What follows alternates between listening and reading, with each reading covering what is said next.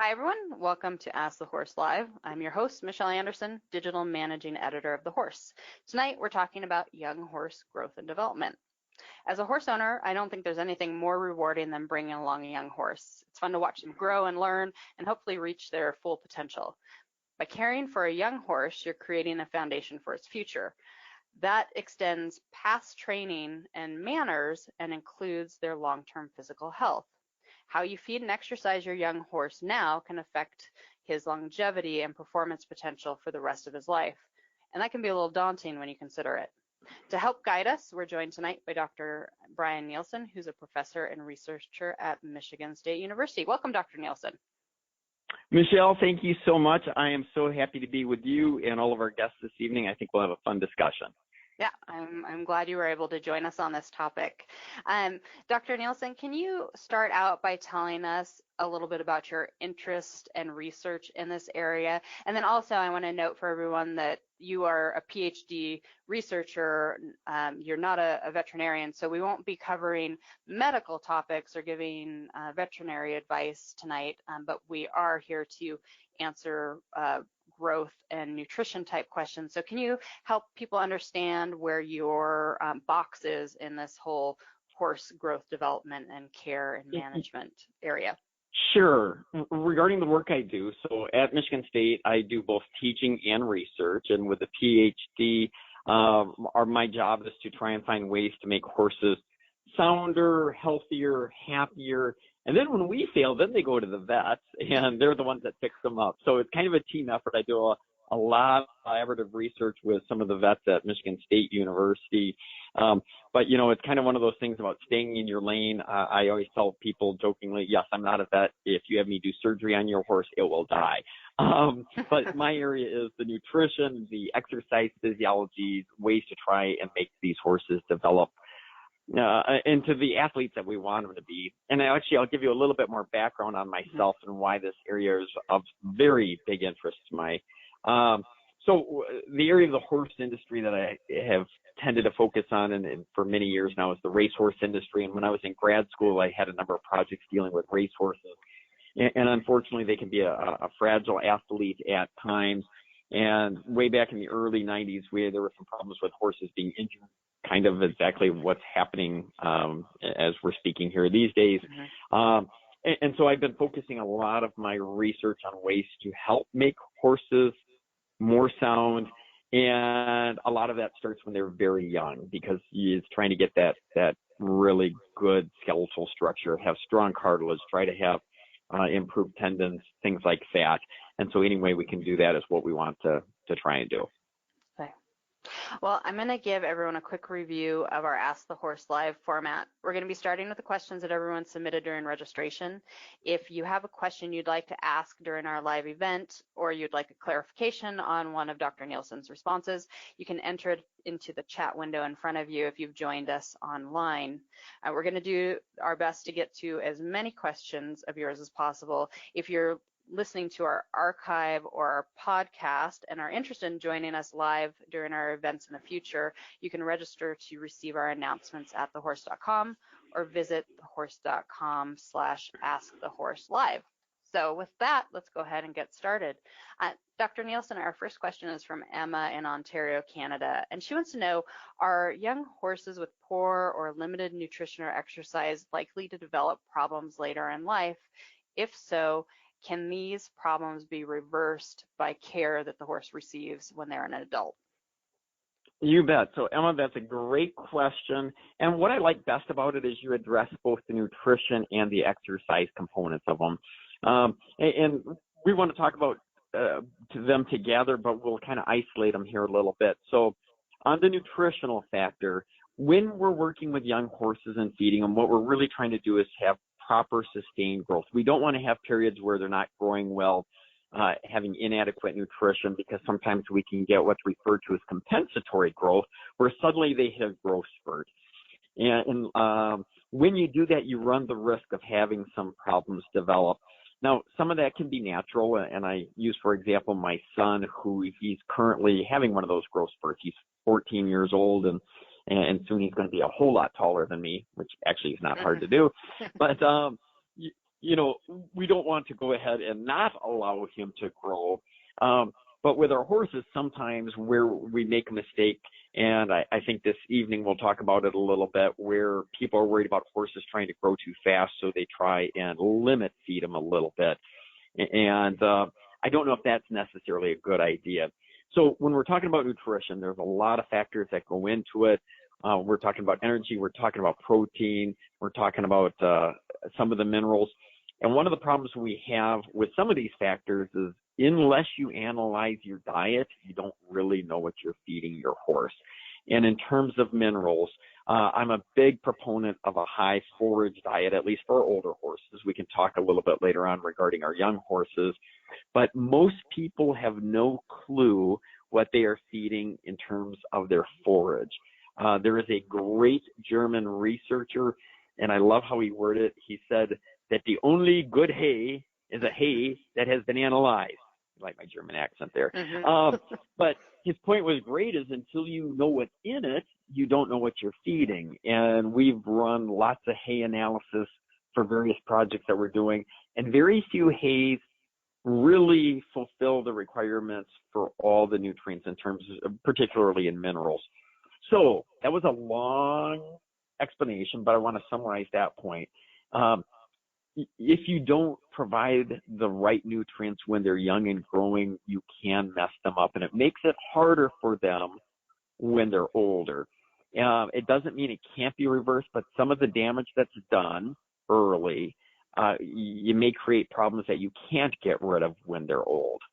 And so really feeding young horses properly is one of the most critical times in their life for them, for you to really know what you are feeding them.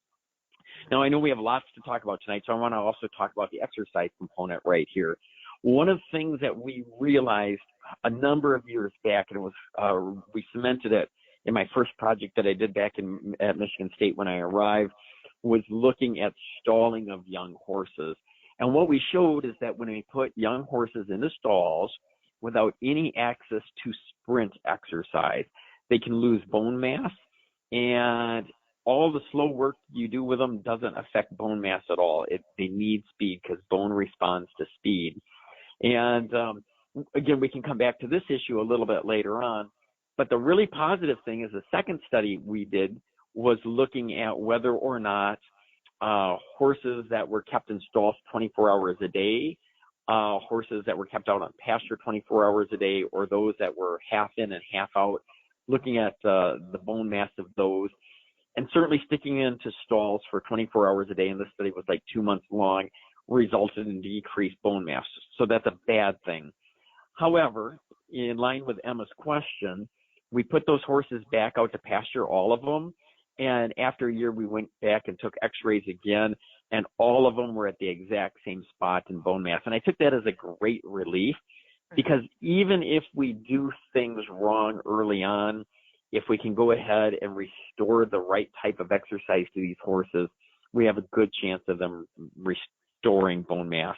So we want to avoid messing them up, but fortunately there is the ability of the horse to compensate over time. Really long answer. Well, so our next question is related. It's from Robert in Wisconsin, and he wants to know how closely related are feeding and bone development. If a foal is growing too quickly, can the feeding program slow growth? So you mentioned that in your previous answer. So is that something we want to do? Is that something we should do? Well, I'm going to tackle this two ways. First, I want to talk about feeding and bone development, because nutrition is important. You need to have it. But unless you have the right exercise, it doesn't matter what you feed them. And so that's where people can make a mistake, and they'll buy all kinds of supplements that may or may not do anything. And they'll really invest a lot of time in their feeding program because they want to make a strong skeleton. But what they don't realize is the primary factor that's really influencing bone strength is exercise. And I was asked a number of years ago, speaking of Germany, there was a horse nutrition conference in Germany that I was asked to speak at, because there were a number of people across the world that were using various markers of bone metabolism. So you take a blood sample and you look for these markers of bone metabolism. And they were using them in nutrition studies, and they weren't finding treatment differences. And they thought, well, these markers of bone formation and resorption, they must not work. So they wanted me to come over and give my take on that. And so I did it, and I looked back at a lot of our nutrition studies, and I would agree with them. Very rarely did we find that these markers of bone formation or resorption, just markers of bone metabolism, were altered by changing up the feeding program. Now, at the same point, I went ahead and analyzed all of the studies we had done where we altered exercise, and in almost all of those studies, those markers of bone metabolism had changed. So the take-home point that I like to leave people with on that one is absolutely you want to feed them right. But if you think you're going to go ahead and make strong bone through nutrition alone, you're not. And so it doesn't matter what you feed them if you are not providing them with the right amount of exercise. And I think we'll talk about that a little bit later. But now I want to go to the part on the second part of this question, where it was if a foal is growing too quickly, can the feeding program slow growth? There is a lot of disagreement out there in the horse industry regarding horses that are growing fast, and we're trying to avoid some of these developmental orthopedic disorders, and I absolutely want to avoid those at all costs. However, fast growth is a positive thing from the standpoint of if we're looking at showing or racing or selling horses, big is preferable. Not that a big athlete is better than a small athlete. Shoot, I'm 5'6.5". I'm all for small. But at the same point, if you're trying to sell, people like big horses. But the concern is people say, well, if the horse is growing too fast, we want to stop that growth. So we want to develop a feeding program to slow them down. And that's a concern to me.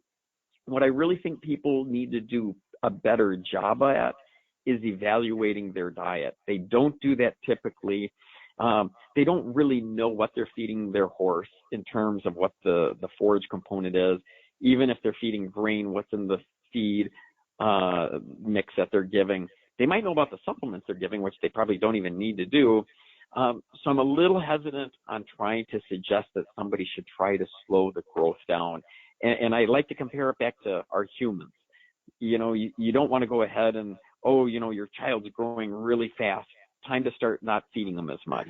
If you put it in terms of those, it just doesn't make sense. So our next question has another question about growing too fast, and it's Terry in New Mexico, and Terry wants to know how much a suckling should grow each month. They grow a lot when they're with their mamas, but Terry also wants to know if there's such thing as a suckling that's growing too fast. So what are your thoughts on that? Terry, great question. And yes, these horses, when they're babies, they grow tremendously. They're growing at the fastest point in their life. And this does go back to what we were talking about regarding this concern about horses growing too fast. Certainly, there are more developmental orthopedic disorders when we're talking, fasciitis, we're talking osteochondrosis in horses that grow fast.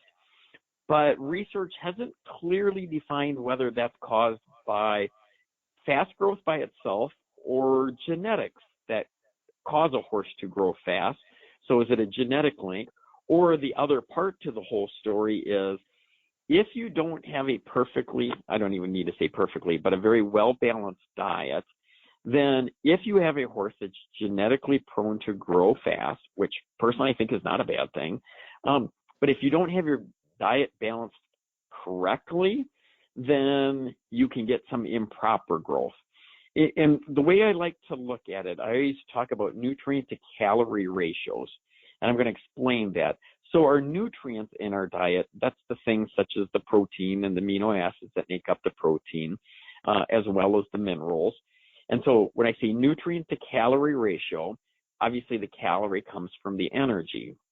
And you want to have a balance between the amount of the nutrients you provide compared to the amount of calories. And another analogy I use is like a construction site.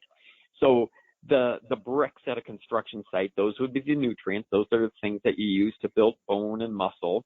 And then the construction workers are the energy. So if you go ahead and have lots of nutrients around, lots of bricks around, they get in the way and it makes construction hard and people are tripping over them. Now, if you have the opposite, where you don't have enough bricks around and you have too many of these construction workers, they're sitting there doing cat calls at the gals that are going by, and they're causing problems. So it's really trying to have a balance between the energy to do the work to help build these tissues and the nutrients, the building blocks to build the tissues. But the problem is most people aren't qualified to properly evaluate their ration to find out if you do have the proper ratio between the two. And so if you're not certain about that, then we can run into problems with these horses growing fast. If you do have the properly balanced diet and you don't have the genetics, then there really isn't concerns with growing fast.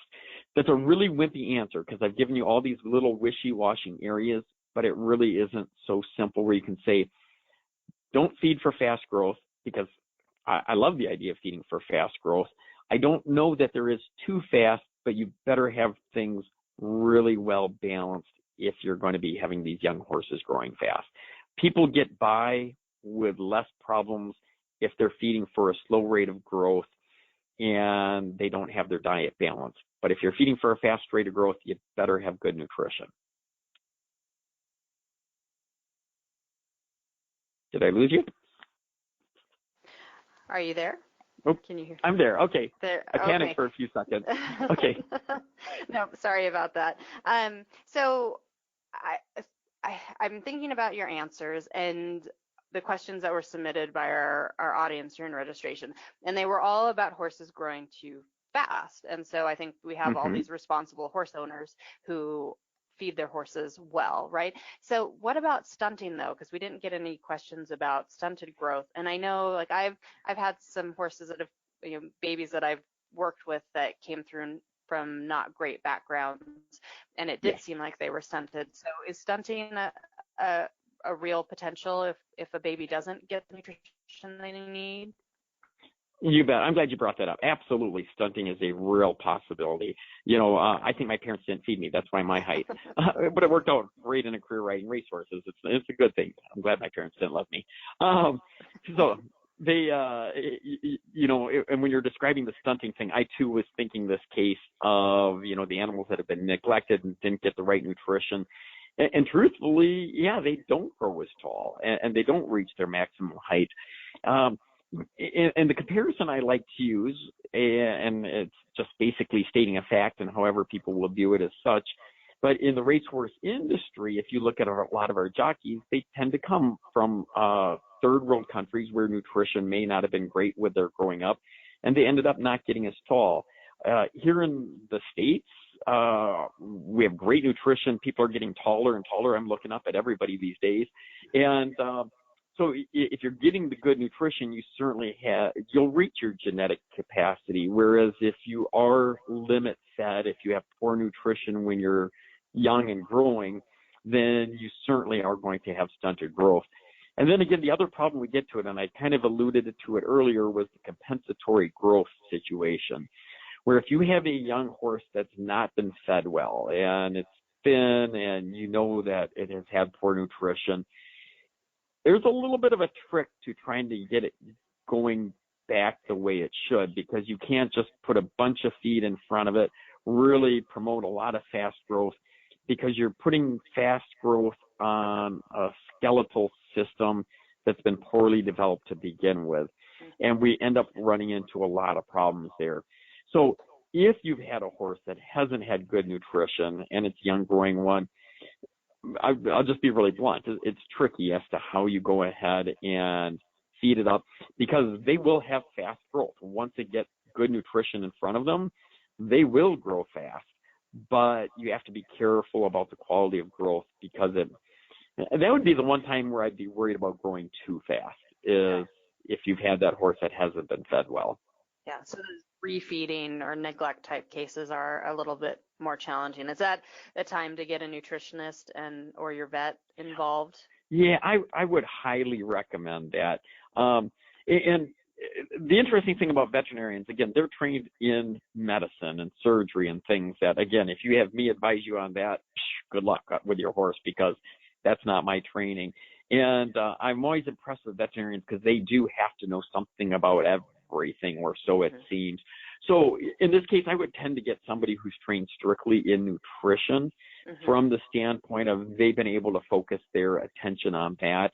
I do have some vet friends that are fantastic nutritionists, but most of them, you have one class in vet school on nutrition, and the fact of the matter is they're covering all animal species, in that nutrition course, and it's hard to get a lot of detail on it.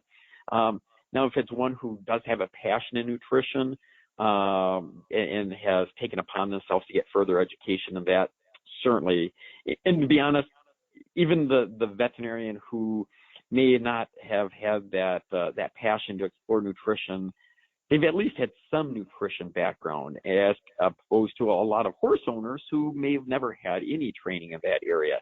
So definitely seek a professional. Nutritionist is a great choice. Contact your local university where they might have the extension service. Those people, if they don't know the answers, they know who can, they know who to contact in order to give you that information. But, your veterinarian can provide you some guidance on that too. We have a follow-up question from our live audience. Jacqueline wants to know about where the average horse owner can test the hay that they're purchasing. Can you explain to us a little bit about how we test hay and where we can send that off to? You bet. In the United States, there is a great laboratory that does a lot of hay analysis. They do grain analysis too. And you can access their website online. It's Equa Analytical. So Equa Analytical, or they also go by Dairy One. And so you can kind of Google either of those terms, and I'm sure it'll take you to their website. I think it's based through Cornell University. It's definitely based in New York. And they will give you details on the website as to how to even take like a hay sample or take a pasture sample to send it on in. And even for our research, unless we're analyzing a lot of diets and getting our laboratory up and running for that, we often will send our samples out that way too. And they have a library, a reference library where you can compare all the different hays that have been analyzed, and same thing with the grains, just to kind of get an idea as to what might be normal different nutrient concentrations. Our next question is from Jenna in Florida, and she says that she's read that exercising foals is beneficial to their bone growth. How much exercise is recommended? So Jenna, this is my passion. Exercise is completely the thing I'm more passionate about, especially when it comes to young horses and it comes to bone growth. There's so much to this. If you want to talk about how much exercise does it take to make the bone stronger, a young horse sprinting 50 yards, that's plenty to prevent bone loss and to make bone strong. Now, that's bone. There's a whole lot of other aspects to this, which is if you want to give me, or if you want me to give you my preference as to how to manage a young horse, keep it out on pasture. That's going to be the best way. When we stick them into stalls, we're limiting them. Now, I believe like having your horse turned out on pasture, your young horse, for 5 seconds per day might be adequate to make bone strong. Because when you turn that horse out, it's going to run, and it's going to run really fast, at least most horses that I've worked with, because they want to run and play. And in that short little sprint is all the stimulus the bone needs to become stronger. So the wonderful thing is I could say 5 seconds. Now, I'm not advocating 5 seconds because, first of all, good luck catching your horse 5 seconds after you turn him loose. But more importantly, there are so many other aspects to it. So cartilage responds to exercise. You want to have exercise because cartilage is avascular, meaning it doesn't have a blood system. It doesn't get its nutrients through blood vessels. What it does is it gets its nutrients through diffusion. So as that cartilage is compressed and released on every stride, it's squishing fluid out and the fluid comes back in, and that's how it gets its nutrition. When we stick these horses in stalls, it isn't having that happen. So that's not a positive thing. The other thing is when we stall them part of the day and then turn them out, there's some evidence in terms of some of these developmental orthopedic disorders that we might actually be creating some problems. And it may deal with the fact that they go out there and they run really fast, and they'll get to the end of a paddock and turn real hard. And one thing to remember is circular exercise is bad. Straight line exercise is good. So if you go ahead and you have a young horse and it's running hard, that's good. But when it gets to a fence and has to turn, that's bad. And so if we keep them penned up, don't allow them much exercise, and then when we turn them out, they go out and do that type of exercise, we're getting some benefit, but we might be doing some damage too. So if you have them turned out all day long and they're out there, and yes, young horses, they're going to play a little bit. That's great. That's stimulating bone, but they're probably not going to do much damage. And the real trick is when we're talking exercise, the thing is again, there's good exercise and there's bad exercise. And something that's going to bother folks, but I'm going to call it like it is, like lunging, is kind of detrimental. And we're getting ready to start a big project where we're going to analyze that even more. But there's been some other studies that have been done. The problem is as the horse is going in a circle, you have uneven loading of the joint. So, when a horse is going in a circle, it's leaning, and that foot, when it hits the ground, it hits at an angle, and then that foot goes flat and that ankle twists. So you're putting a lot more force on one side of that joint than the other, and that's where we create some problems. So it's not as easy to say how much exercise that foal needs. It's also important to talk about the right type of exercise. And if you give me my preference, just allow me to be outside on pasture, being a horse, and you're going to have pretty much all the benefits you need. Well, I think that dovetails nicely into the next question I'm going to ask you, which is from Molly in Kansas. And she wants to know, can I train a weanling the same way I train a 2-year-old, that is using round pen work to make the weanling easier to catch? So people often ask me regarding round pens versus lunging. I tend to think of a round pen as less of a problem for a couple reasons. One, we tend to not use a round pen as much. I go around and I have horse shows all over, and people are lunging, 15, 16-year-old horses.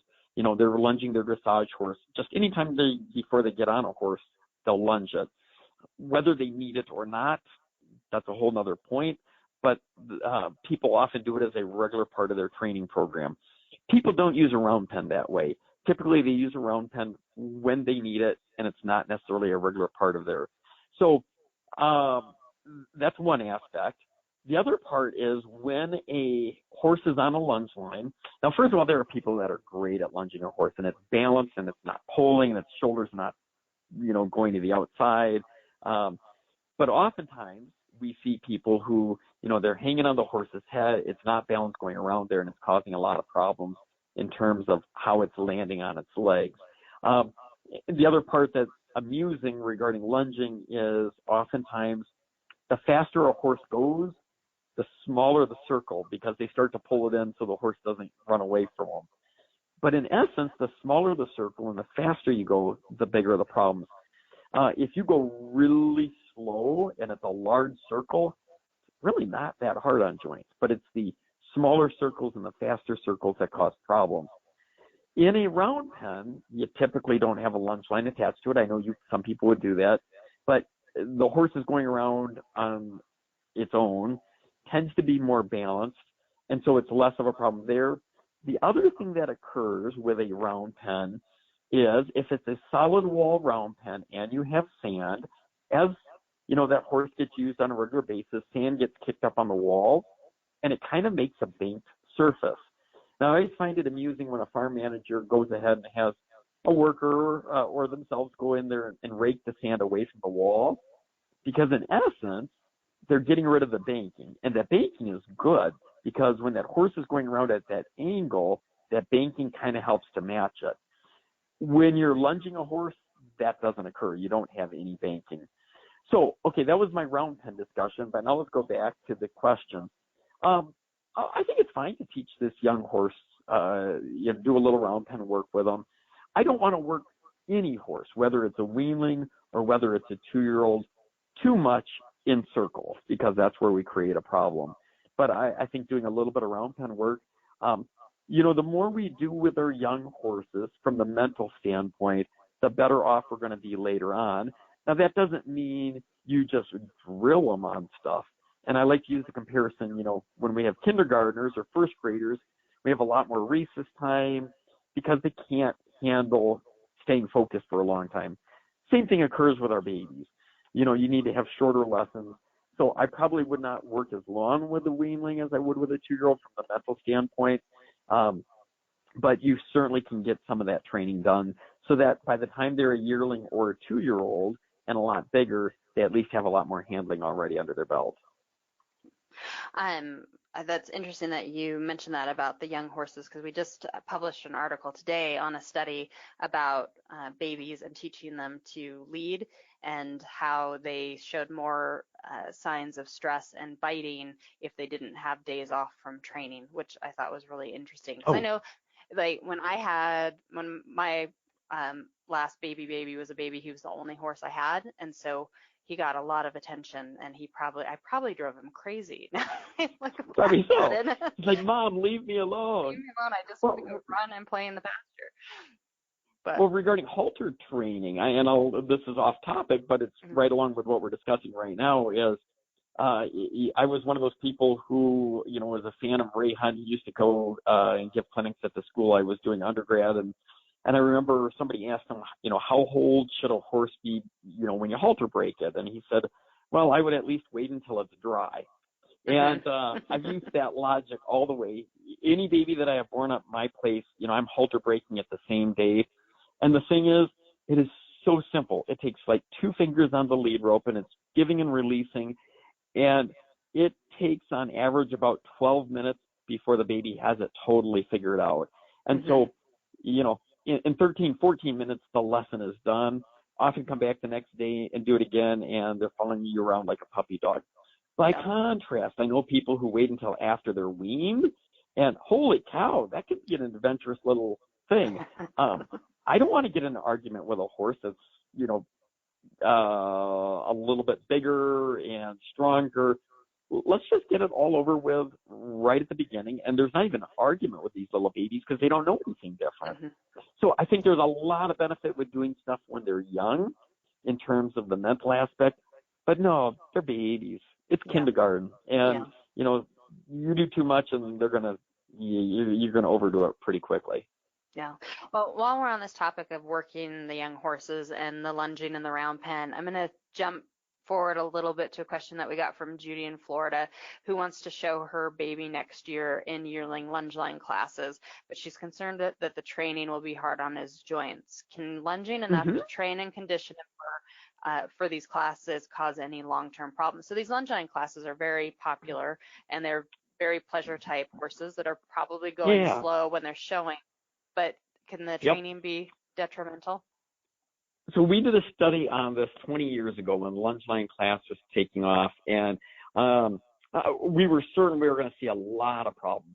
And again, I don't lunge at all. I start a lot of horses under saddle, and the last time I lunged a horse I've had in training was, I think, 1989, because one of the trainers I was riding for did it. And so until we could show him a better way, I did it his way, and then we eventually switched. So I was all prepared to show how horrible these lunge line classes were, and the farm where we were doing the research on, we had a number of different treatments regarding horses that were lunged, horses that weren't lunged, and there were some supplements involved, et cetera, et cetera. But let's get back to the lunging thing. We didn't find any indicators of problem, and part of the reason was this trainer was really good. And by that I mean, watching him with those babies, boy, they were out at the end of the lunge line, and they were looking like little Western pleasure ponies. They were just going so slow around there on the lope, and it made sense they weren't doing any damage. What I would suggest a person try, and I do tell this to my students all the time, is get out on the circumference of your circle that you'd have your horse go, and try and run or jog at the speed your horse is going. So whatever size circle, whatever speed, try and do it. And first of all, if you can't run as fast as you're asking your horse to go, or your horse is going around there, then it's probably going too fast and you're probably going to do some damage. Now, if you're really good at the end of a lunge line and your horse are going very slow, and you can go at that speed, try and feel if there's any torque in your legs. And the odds are, if it's really slow, you probably won't have it. But then try and speed yourself up. Try and run on that circumference of the circle and feel for torque in your legs. As you start to go faster, you'll feel it. And so you don't even need any science behind it to tell you this is exactly how fast you can go or shouldn't go. You go out on the side of that circle and you try and go at that speed. And if it's not causing any torque on your legs to run that, then you're probably fine. If you're finding it a little bit uncomfortable because, then I probably wouldn't do it. We have a question from Gracie in Kentucky, and she wants to know, how do you judge that a young horse is ready for more workload? I'm going to tackle this a couple different ways, and I'm going to start out with, I'm going to try and dispel a belief. And there is this belief that you should not put a young horse into training until after its knees have closed. And there's a lot of people that think it is wrong to train young horses. And in fact, I was just in Italy last week kind of speaking on this because there was this big push to prevent people from training or competing with horses any younger than 4 years of age. And so the one thing that may be a little shocking is there was a study that was done and was published in the Australian Vet Journal in, I think, 1973. And they looked at 2-year-old thoroughbreds in race training, and they did x-rays, and they categorized them by whether the horse's knees were open, whether they were closed, or somewhere in the middle. 77% of the horses that started training when their knees were open, again, horses that started with their knees were open, 77% of them remained sound. And horses that started when their knees were closed or intermediate, only about 55% remained sound. So the point is about 20% more horses stayed sound that started with their knees open. So that goes opposite of what people believed. And even the authors at the time, they commented that many of the horses that started racing when their knees were open or started training when their knees were open completed 6 or more races without problems, whereas many of the horses that started training when their knees were closed had some problems. Many of them were even unable to get to their first race. The funny part is these authors in 1973 did not believe their results.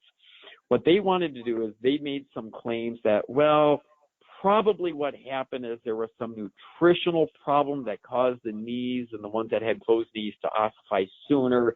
So it was probably nutritionally related. And like I always say, it's like, you want the truth? You can't handle the truth. They had the truth, which is that training young is beneficial. When you wait until they're skeletally mature, you can no longer make that skeleton strong. And the reason for this is bone changes by 2 different techniques. We have bone remodeling and there's bone modeling. Bone remodeling occurs over the horse's entire lifespan, and I equate it to fixing potholes. So you have your road, you have a problem in the road, a pothole, you take some of that stuff out and you repatch it. So you haven't made your road bigger or stronger, you just have fixed it. That's bone remodeling, and it occurs over the horse's entire life. By contrast, bone modeling, and this is something that only pure bone physiologists talk about. Most people who talk about changes in bone in horses, they talk only about bone remodeling. They don't even know about bone modeling. But bone modeling is the process by which that horse's bones develop, by which they grow. It only occurs when that animal is young and growing. And the comparison to the roads that I would use there is, when you're building a new road, you can build it a 2-lane road, a little country road. You can build it a 6-lane highway. Once you build it, it's really hard to change that road. So you want to build it as strong as you need while you're building it. If you're planning on this being a 6-lane highway because you're going to have a lot of traffic, build it a 6-lane highway. And so your only time to build it a 6-lane highway is when it is young and growing. So I'm going to get to actually answering her question, which was, regarding how you judge when a horse is ready for more workload. But I thought I wanted to start it out with emphasizing the fact that we often think it's bad to work them young. And actually all the research that we've done, people over in Europe have done, researchers in Australia, New Zealand, across the world, everybody who's working this area is finding the same thing, that the time to make that body stronger is when it's growing. But now, again, I'm saying we're going to get back to it. How do you judge when a horse is ready for more workload? Pay attention to the horse's attitude. The attitude is going to tell you so much, and we often ignore that. If you have a horse with a great attitude and it's suddenly acting sour on you, you know what? You're doing too much. Another thing that you need to pay attention to is heat, swelling, any problems like that. We do horses a huge disservice when we find like there's heat in the leg and we try and get rid of it. I'm not saying we shouldn't get rid of it, but we have just gotten a warning. And the warning says, there's a problem here, don't do more. And instead what we tend to do is we try to cover it up, we try to hide it, we try to get rid of that heat, we try to get rid of the swelling. And when we manage to get rid of it, we think, well, wonderful, we have no problems, it's gone. But actually, that might not necessarily be the case. We may have just hidden the warning sign that we've gotten. So in essence, to answer Gracie's question is, pay attention to all the signs. If the horse's attitude is changing, you're doing too much. If the horse's attitude remains great, keep progressing. From the keeping a horse sound, if you start seeing any heat, any inflammation, any swelling, stop it. We often do things to horses. I have a soapbox that I stand on quite often, which is the use of corticosteroids in horses. And my concern with them is it is a potent anti-inflammatory drug. It will remove pain, and it will make it look like the problem is gone. The horse doesn't know the problem is still there. The riders don't know the problem is there. But you cannot fix a joint in a few days. But you can make it so nobody knows there's a problem with that joint in a few days. So what I'd say is listen to your horse and do not ignore the signs, and do not try to cover up the signs, because our horses will let us know when it's okay to go on. And even when we're trying to determine workload, and I do this with my human students I encourage them to get out and exercise, but I always tell them, start out little. Go very slow, go very short distance. If they want to run a 5K, do this couch to 5K type of training program so you don't dislike what you're doing. Same thing with our horses. If they're not fit and you start getting on them and riding for long periods of time, they will hate you. And I always say the worst day for a horse's life up here in Michigan is that first beautiful day where it's reached 60 degrees in April, because so many people want to get on their horse and ride for 2 hours because it's so beautiful out. That is such a rude thing to do to the horse, and then you'll understand why the horse does not want to be caught the next day, because you just made him or her really miserable. So start out slow. We can always progress. Progressing is important, but pay attention to the signs. If you see a bad attitude, if you see any heat, anything like that, time to back it down. Well, our next question is from Jessica in Alberta, Canada, and she wants to know if there are any physical impacts from lightly starting a late 2-year-old. So should she be concerned about starting a horse that's 2? Oh, I would say if it's a late 2-year-old, you're too late. How's that? The thing is most people would say, surprise our audience, right? Like it is. Yeah.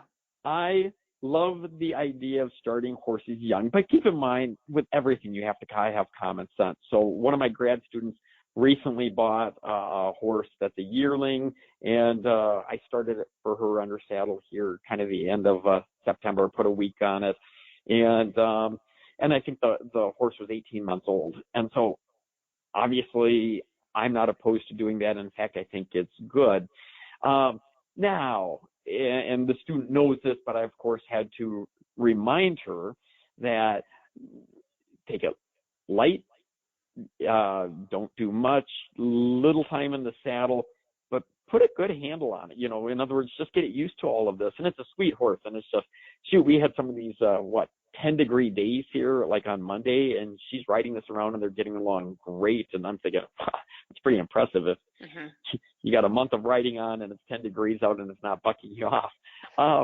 But the thing is from the standpoint, there's researchers over in the UK that are looking at tendon and ligament. And for the last 20 years, all of their research has shown that if you want to make tendon and ligament strong, you need to have exercise, to have this horse in training by the end of its yearling year. Now, I can't tell you what training is, and I don't know if they really have it down pat either. What we do know is no exercise up to that point, and you really have done a disservice to tendon and ligament. You won't make it strong. So, Jessica, feel free to ride your 2-year-old. There is not a problem with that.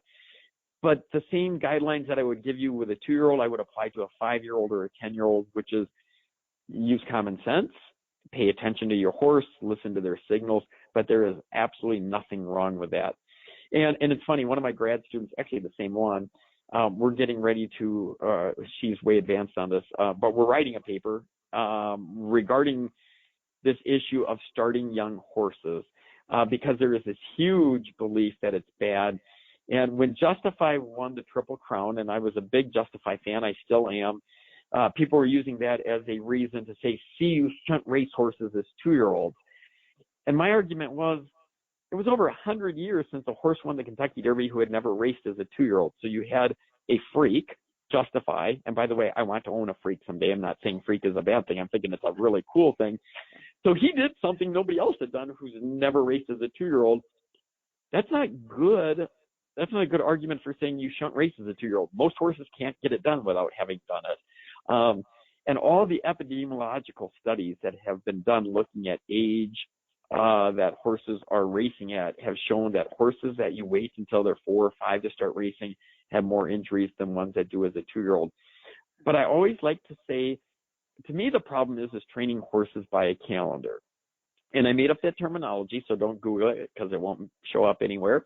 But the thing is people who often campaign horses young, we have a date on the calendar we're trying to get that horse ready by. And I know so many people who will do things they shouldn't do if things don't go right. So they'll inject them corticosteroids, they'll do some artificial things to get that horse's behavior right. And I'm sure our listeners can think of many things that they've known people have done. Those things are wrong. Now, if you have somebody who's waited until that horse is 4 or 5 to start the horse under saddle and start showing and competing with them, first of all, they've not done the best thing to make that horse structurally sound, but that individual is patient enough, heck, they've waited 4 or 5 years, that if they get a little hiccup in the road, you know what, they say, we'll just give it some time off. That's the mentality that we need, and it doesn't matter whether it's a 2-year-old, a 3-year-old, a 4-year-old, a 5-year-old, or a 10-year-old. As long as you have that mentality, you're doing the right thing for your horse. But there shouldn't be this huge issue regarding starting horses young, because science shows the opposite, that it's actually best. But when we talk about how much exercise, and everybody wants this recipe, can't really tell you that. All we know is that they need exercise. Circular exercise is bad.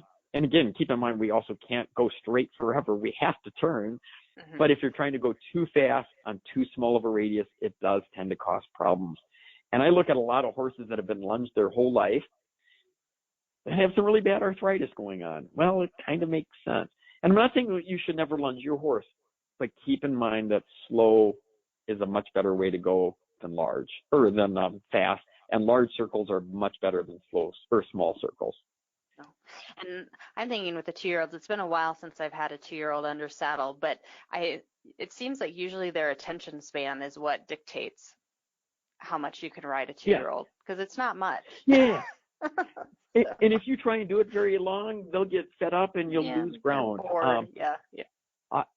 I I'm actually so impressed. I have a 16-year-old daughter who's turning out to be a really good hand. And what I love is that she has caught on quickly. She loves riding, but she has totally caught on that short rides are so much more productive than long rides because, you're going to bore your horse if you ride him for long, and it's not necessarily good.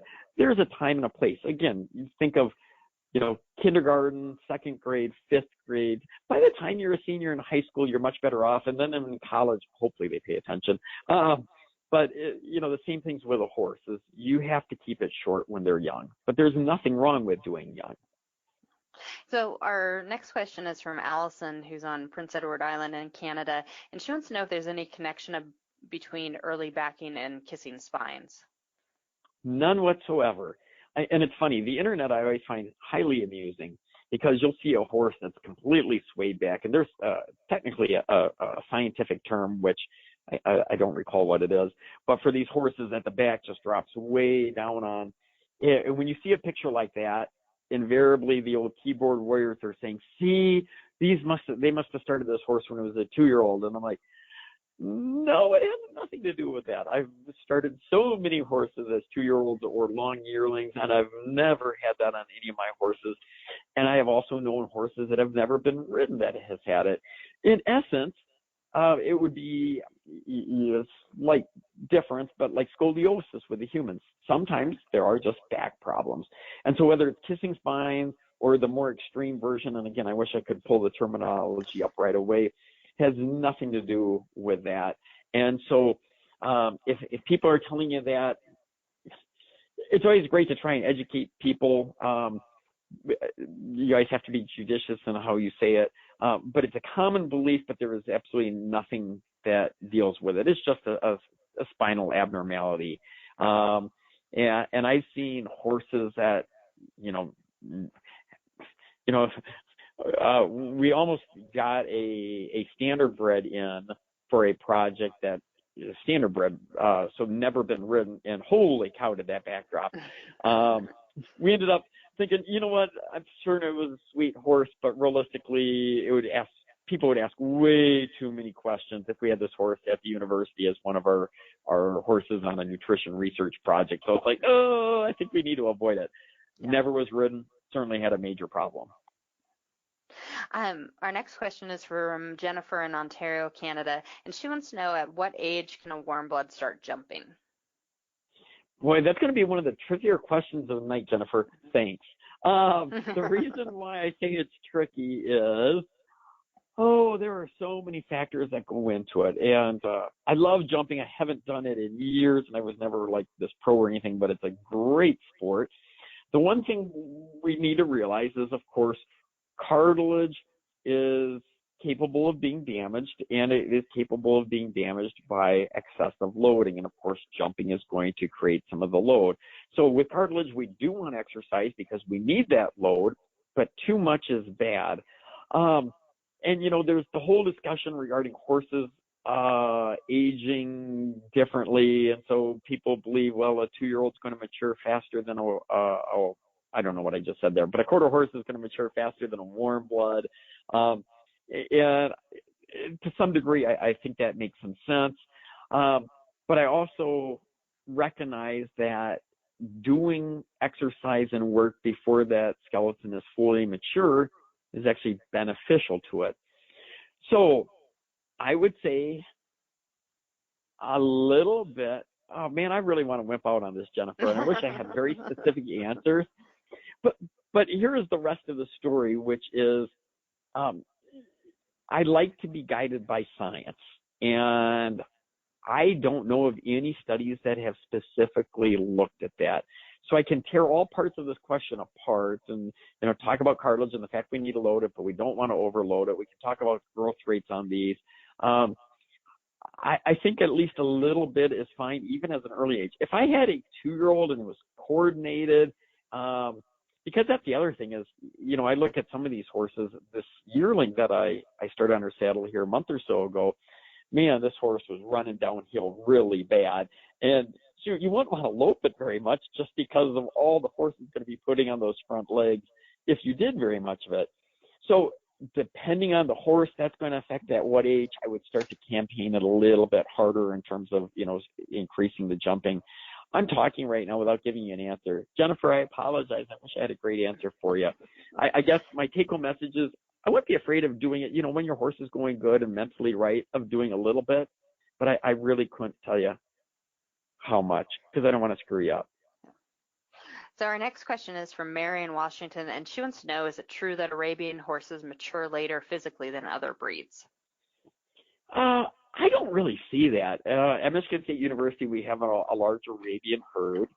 And it was funny, when I first started up here, we were doing this research project that was looking at bone growth of horses that were out on pasture versus ones that had previously been in pasture, and then we put them in the stalls.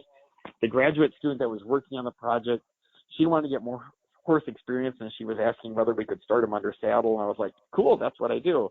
And so I talked to the farm manager, and the farm manager was initially all opposed to it because, well, these are long yearlings, 2-year-olds, and they're Arabians, and so you can't do that. I'm like, I don't know what the problem is. But she eventually gave us permission to do it. And you know what? First of all, had absolutely no problems with them. Great horses to work with.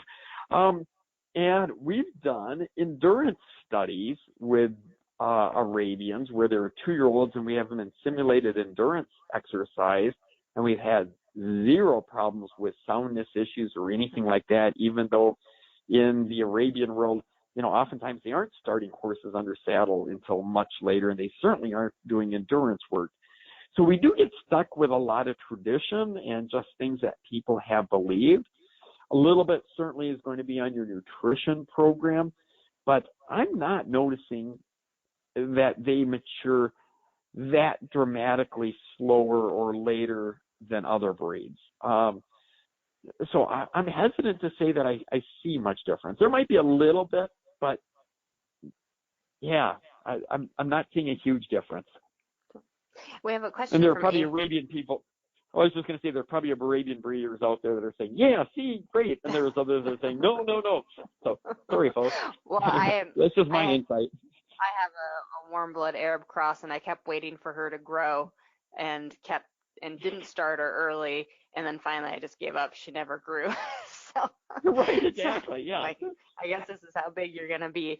But anyway, so our next question is from Amy in California, and she wants to know what causes OCD and what's the long-term impact on athletic performance.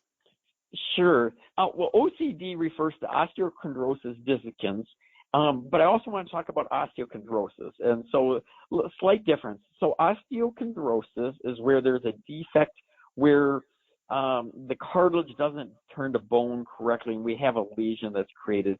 When we get the OCD part, the dissecans, it's where there's typically a little crack or a little part that breaks off. And so in real general terms, it's a defect of the cartilage in the joint area. And what's interesting about osteochondrotic lesions is sometimes they exist and we don't even know that they're there, and they don't cause any problems ever, and it might be an incidental finding at a time of necropsy, and you're like, oh, wow, this horse had a lesion, never knew. Or sometimes you're taking radiographs and it's like, oh, look at this, there's a lesion and it has no problem. Okay, that's wonderful when that's the case. Sometimes that's not the case. They can have a lesion that's really bothersome. So if you look at a horse's joint, the articular surface should be extremely smooth because you're having these joints glide over one another, and any defects to that, any roughened areas certainly can cause pain. And if we have a little part that breaks off and gets in the joint, that's a real mess. So it can certainly have some long-term implications because it can cause a painful joint. Various factors, and this has been studied for a long time, and nobody's been able to pinpoint it to one simple thing. Certainly there seems to be a genetic link. Certain bloodlines tend to have more problems with others. People like to blame fast growth for it.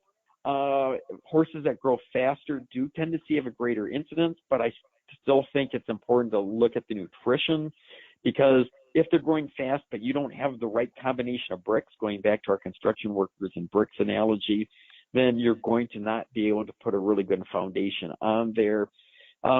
Another thing that has been linked is in terms of nutrition.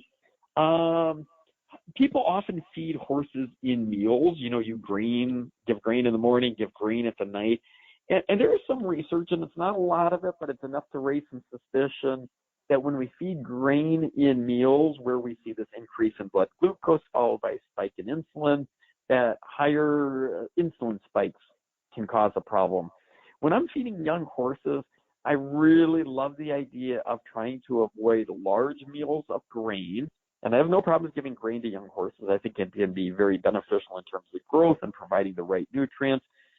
But man, if you can spread it out throughout the course of the day so that we're not getting that huge spike in glucose followed by that huge spike in insulin, that's one of those things that I think also can play a role in the development of osteochondritis. Other things that have been explored, insufficient amounts of copper in the diet, but if you're feeding a balanced commercial concentrate, most of those have more copper added to them to avoid that problem because they know that low copper is a problem. If you're just feeding hay, well, better get it analyzed because there's a lot of hay around that doesn't have enough copper. And considering when you're evaluating your horse's diet, you have to look at what the hay provides as well as what the grain provides. Too many people only look at the grain. Mm-hmm. So it's a combination of exercise, it's a combination of genetics, and of course the nutrition plays a role too. Well, unfortunately, that's all the time that we have for tonight. I want to thank Dr. Nielsen for joining us and answering all the questions. Thank you, Dr. Nielsen. It was really fun. Well, thanks for having me. I absolutely enjoyed it, and I hope everybody's horses turn out to be the superstars. Yep. For everyone who's listening, please join us next month. We're going to be talking about winter horse management. Until then, from all of us at The Horse, have a great night.